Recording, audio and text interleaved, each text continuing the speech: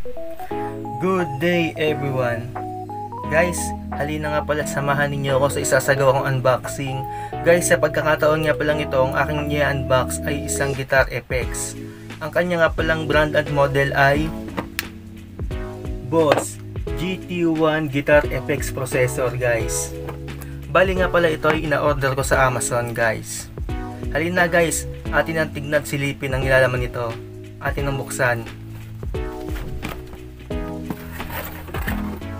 Guys, ang unang bubungad sa inyo pag binuksan nyo ito ay ang kanyang user guide manuals, guys, by Boss. Yan.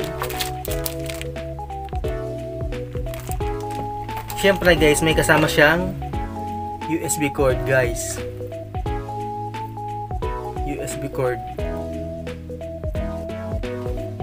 At siyempre guys, ang pinaka Guitar FX processor, GT1 Guitar FX processor, guys, by Boss. Ayan guys, kitang-kita nyo.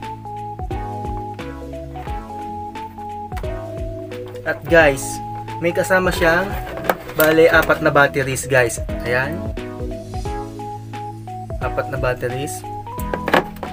At meron siyang lagayan ng batteries dito sa likod, guys. Ayan, buksan natin para makita nyo. Ayan guys, ang lagayan ng kanyang battery. Okay guys, sarado muna natin. Bali guys, pag umorder kayo nito, wala kayong makikita kasama nitong adapter, guys. Bali, bibili kayo through online sa Lazada or sa Shopee, guys, or Amazon. Yan guys, ang ating Guitar FX Boss GT Guitar FX processor.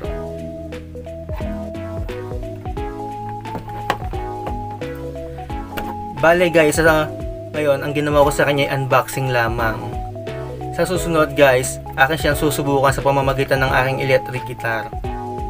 Muli guys, ako'y nagpapasalamat at sinamahan ninyo ako sa aking unboxing na isinagawa ngayon. Sana sa mga susunod ko pang unboxing ako'y sasamahan ninyo. Guys, pasupport naman po ng aking munting channel sa pamamagitan po ng like and subscribe. Pahit na din po ng notification button. Muli, maraming salamat. Good day everyone.